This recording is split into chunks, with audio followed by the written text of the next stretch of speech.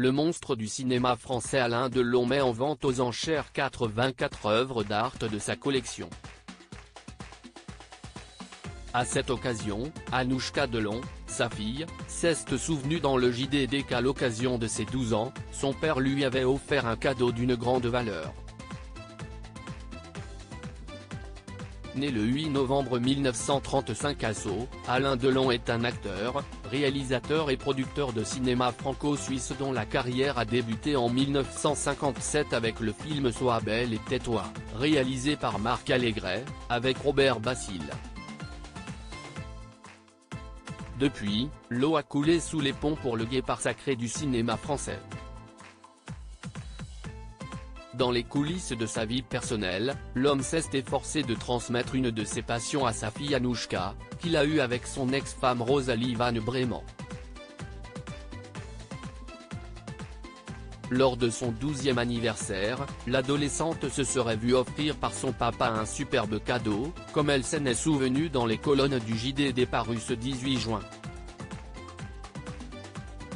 La grande collection d'art d'Alain Delon vendue aux enchères pour mes 12 ans, mon père m'a offert un dessin de Kissarin. Au dos, il y avait écrit à ma fille, son premier dessin de collectionneuse, raconte celle qui est aujourd'hui âgée de 32 ans.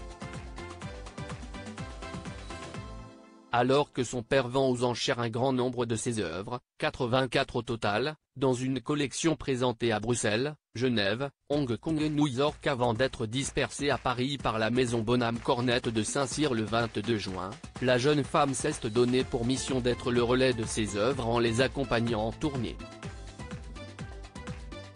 Il ne voulait pas d'une vente posthume, a-t-elle précisé. Sa mission vise à honorer la passion de son papa. Anouchka Delon, j'avais bien conscience qu'il était hors de question de jouer au foot à la maison. La passion pour l'art d'Alain Delon serait née de la rencontre du comédien avec le réalisateur Luchino Visconti. Pour rappel, l'acteur a interprété le rôle emblématique de Tancrède dans Le Guépard, puis celui de Rocco dans Rocco et ses frères, du célèbre cinéaste italien.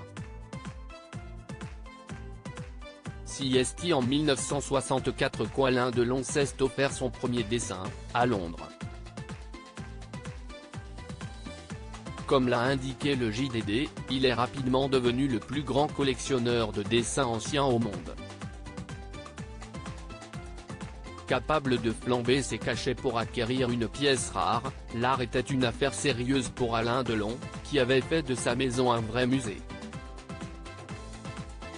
J'avais bien conscience qu'il était hors de question de jouer au foot à la maison, se souvient Anouchka, dans un mélange d'humour et de respect. Article écrit en collaboration avec 6 Médias.